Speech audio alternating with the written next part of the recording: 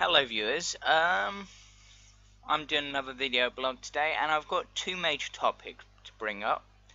The first of which is a request from some random girl I met near where I live when I was out for my birthday yesterday. Well, it's technically my birthday tomorrow, but I had my party yesterday, so yeah. And that's Final Fantasy.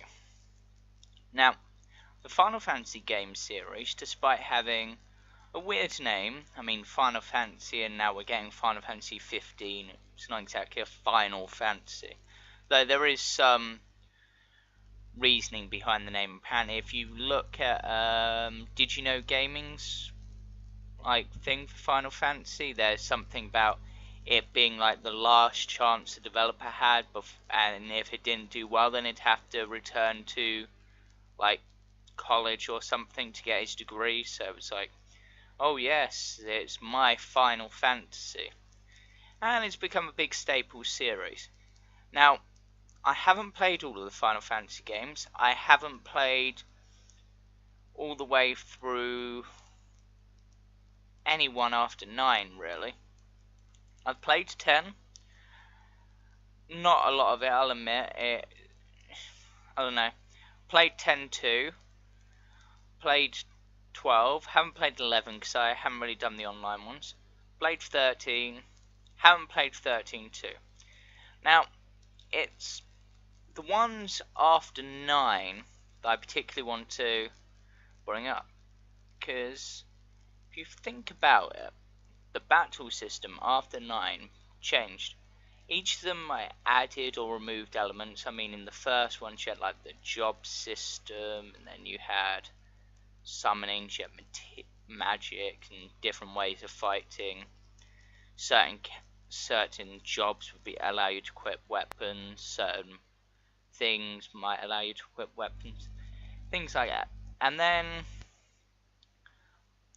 once they started giving some of the characters more like defined character roles, like in, I believe it's Final Fantasy 5 or 6, you've got Terra, I believe, who's like the summoner or powerful mage, but she's only like that role. She can't like swap to another role. So yeah, and so because she's that particular role, she's got unique weapons to her. Some of the other characters will be able to wield them. Well, not unique weapons, but like a unique like weapon set. Like, oh, I can equip like a few weapons. She might actually have a unique weapons entirely, but as she's a magic character, I imagine the magic characters sharing staves and wands. Anyway, but enough. The main in Final Fantasy X, from what I understood, they try.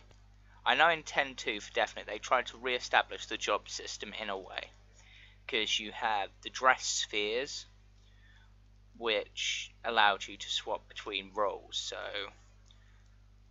for instance, you could be a gunner, you could be a knight, you could be blah blah blah. And ever since 10, the linearity of the games well, I suppose 12 was very free roam, but 10.2 you had like set areas you could go to at points. You got a bit more freedom later, but you wasn't really as much exploring as some of the previous ones. 12 did have a lot, but again, I don't know, it seemed like you were limited a bit. And then 13 might as well have been a corridor, because until like on the Xbox, until like the second or third disc, you had like no free roam at all. And the only free roam you guys, go kill this monster, go kill this monster. Oh, you'll have to come back in like once you've almost finished the game to kill this monster. And the battle system got strange. 12's wasn't too bad. I kind of like that they tried to introduce new summons, but they still reference the old ones in the terms of the battleships. And I like some of the characters. The main character, Van, can go, well, die. He wasn't very interesting. But some of the others, like Balthier, Fran, I do like the name Fran, and a few others, yeah, they were pretty good. But it's 13 in particular I want to bring up, because if you think about it, my main two issues with Final Fantasy XIII's battle system One, the summon system. You summon a summon generally in a game because it's a very powerful thing that will either do one powerful attack, so, like back in Final Fantasy VII, or will stay for a while and do several attacks and maybe do some other stuff like in 10. I mean, they even removed the summon system in 10 too. That's weird. And 12 allowed you to... Anyway, so, but even like right near the beginning, my only time I really felt a need to use a summon was, oh my god, my characters are about to die. If I use this, it will revive them. And reviving is the second point I want to raise. Because if one of the characters you're not controlling, because you get 3 characters in your party, which again is weird considering there's no excuse for them not to be in your party in it, but yeah. So you get 3 characters in your party. But you only control one, the others are on auto. You can set up how they do by doing the paradigm shift thing, which was an epic addition, I'll admit. And that again is the job system in a way. Yeah, it's like, oh, one of my friends died. I can revive them. But if I die, somehow it's instant game over. I mean, how hard would it be to set up a system so if you die, you either take control of one of the other characters, because there are 2 people still alive technically, or you go, oh, or they go, oh yes, we're going to use a revive spell or a revive item because we have those in our inventory. Because they do. I had all pretty much once I got to the free roaming-ish bit, all of my characters had revive. Could they use it on me? No. Why? I don't know. Seems like there's like some symbiotic link that's like one way, so if you die it sort of sends like an electric shock through the others that kills them. And if you don't, and if they die, it's like meh. I mean, with with the party system, I can understand in Final Fantasy VII a bit, because generally your characters were waiting on the high wind for you, or somewhere else depending, or you didn't have access to them because they were, I don't know, trapped or imprisoned. That I understood, and you had to call them up to change them. But in 13, you had the entire party with you the entire time, for quite a bit. You got to pick which ones you wanted in your team, and then you generally focused on those. But you have the others with you, so it's like, if one of my party members dies, or my entire team dies, why can't the second team step in? So I think there's like 6 characters. Lightning, Snow, SARS, Hope, Vanille, Fang. Yeah, 6 characters, if my counting was right there. So, yeah. I mean, because in Final Fantasy VII, I keep referring back to that because it is my favourite one. 7 and 9 are by far my favourite. 9, because it's got such like charming characters, such a good storyline.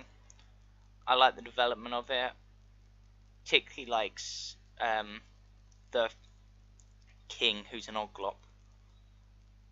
That was entertaining. And the side quests in that one was awesome. Then 7, you've got such a nice world to explore. I mean, a lot of people don't like it because the graphical style is a bit weird and Cloud's a bit emotionless, but there is so much development in it. Yeah, and it's like, at one point in Final Fantasy VII, there is a moment in one of the final battles against Bizarro Sephiroth, I believe, where you have your entire party with you and you can swap between like certain groups of them to attack the different sides. I generally don't, because I normally have one party mage the other power, but the option was there, and it's still like, I think if one of your groups died while you were controlling them, then you did game over, which kind of doesn't make sense, but still. Yeah. The lighting just changed. That might have been the brightness settings on my laptop. So yeah, you've got that. So Final Fantasy's battle system's weird. Final Fantasy 15 looks like it's going a new way entirely. It looks like it's a completely free roam battle system, and like the main character appears to be able to like surround himself with weapons and then like use different ones. I'm really hoping they bring the summon system back and do it properly. Because you're like equal to your summons from the beginning in 13, and that makes no sense. Anyway, on to my other topic, enough ranting. The next topic is Super Smash Bros., the new ones. Now, I'm kind of annoyed that there isn't going to be a direct link between the 3DS and the Wii U, but that's most... I don't know, because the Monster Hunter, you could, like, transfer your characters even if they made you install an app to do it, which was stupid. I don't know if they still do that. That's just what I heard. And then you've got, like... Yeah. So, and I'm also kind of annoyed there's even a 3DS version. I mean, I've got a 3DS, and I don't have a Wii U, so I'll probably get the 3DS version anyway first. But still, it's kind of like, why release two games? Why not just focus on one game and make it the best game ever? Anyway, as for characters so far, we've had a few staples. We've had Mario, we've had Samus, we've had Link, we've had Pikachu, we've had... I mean, we've had Captain Falcon, had Bowser, got Kid Icarus, who's not a staple, but very good character, and probably a couple of others. And then we got the three new ones. Mega Man, who looks epic, and his style's a little bit cartoony. I think they could have made him look more badass, but I suppose they're going for the traditional Mega Man look and upgrading it, rather than doing like the Mega Man X look, which looks a bit better, or even the Mega Man like EXE, which is probably my favourite version of Mega Man. I just think he looks kind of cool.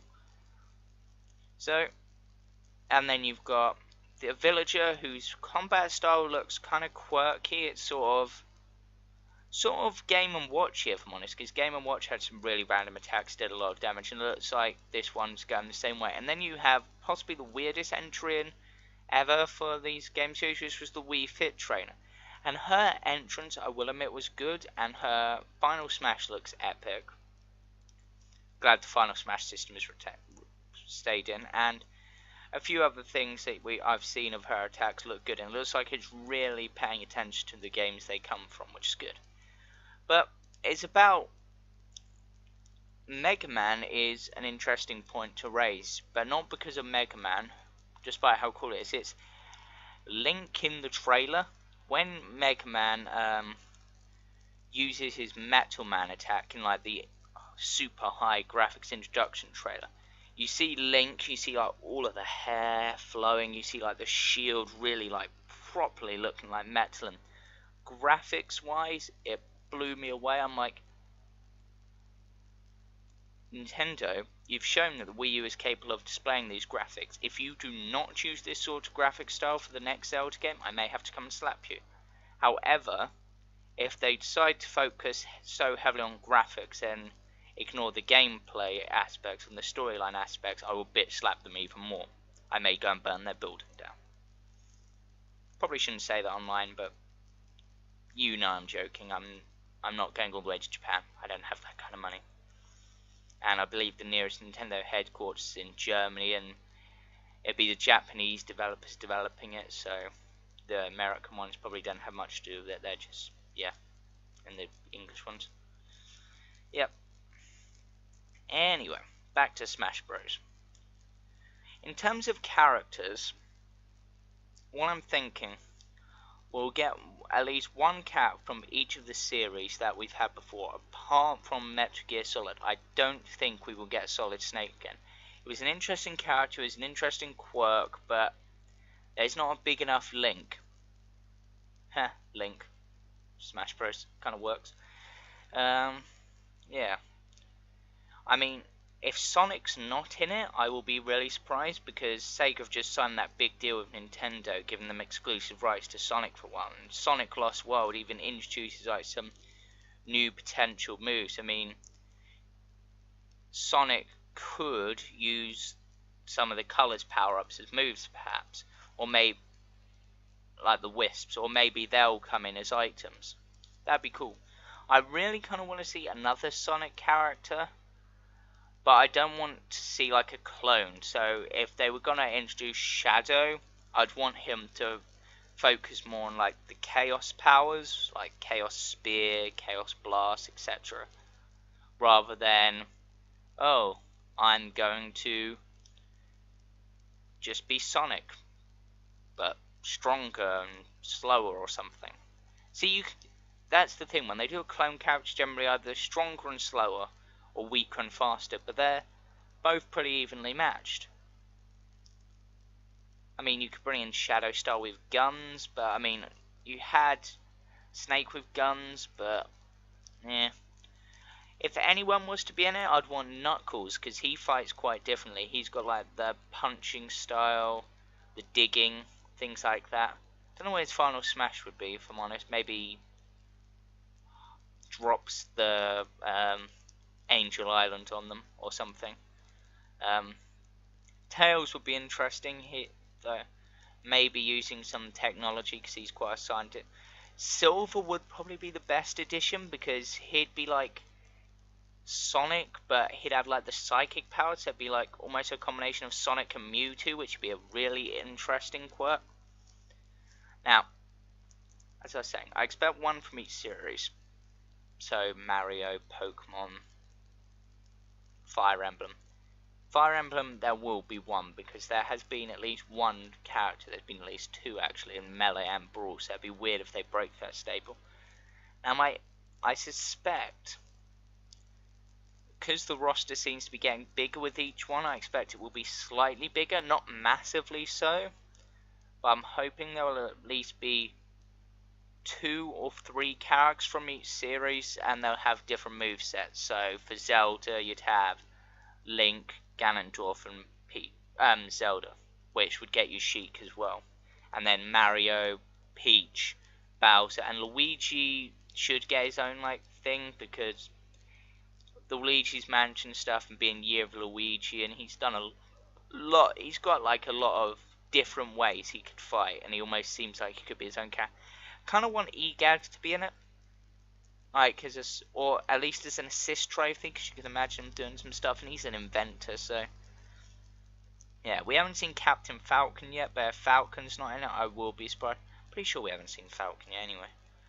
Yeah, we haven't seen a second Metroid character ever in Brawl, apart from as like Kraid on one of the stages and Ridley on another, and as bosses, but it's mostly because a lot of them wouldn't work as characters for it. I mean, they're all too big, but Dark Samus has a different fighting style. You've got the Hunters from Metroid Hunters. I'm sure they could do something. I mean, they could even have Samus from like a different game, like they could have Samus from Metroid Fusion and have like the SAR X like power up sort of things, or whatever they're called. I completed the game recently, still can't remember the name.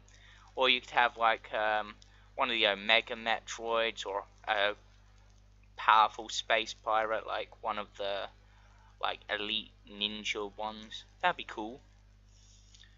I mean, and then yeah, probably be 2 Fire Emblems. I'm gonna guess they'll be the lead character Chrom from the new one, considering how well that's supposedly sold. And Marth seems to be the one they fall back on a lot, so I wouldn't put it past Marth. A lot of people liked Ike, so I wouldn't put it past him being in it as well. I really liked Ike. Who else, mate? I can't see another F-Zero character being in it. I'm really hoping they bring the Pokemon trainer back, because he had a unique style. I hope they bring back... Lucario. Lucario or Mewtwo, either one would be nice. And there's a lot of rumours that Zoroark might be in it, and I have a feeling Zoroark would play differently than like Lucario does. Jigglypuff will probably be there, Kirby's there, I hope Meta Knight is, not so much King DDD. So, yeah, there's a lot that could happen. A lot of interest. And definitely it's going to be a game I keep my eye on.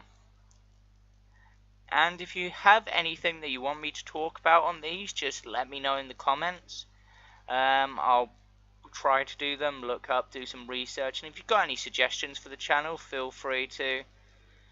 Yeah. And this is the Crimson Drakenya, aka Jammy, aka Jimmy, aka Naraku, aka a whole bunch of other shit. So many nicknames. So, yeah. Peace out. And like I said, this is the Crimson Drakenya, and I'm with the Smosh Games Alliance. So, bye viewers. See you on a new recording.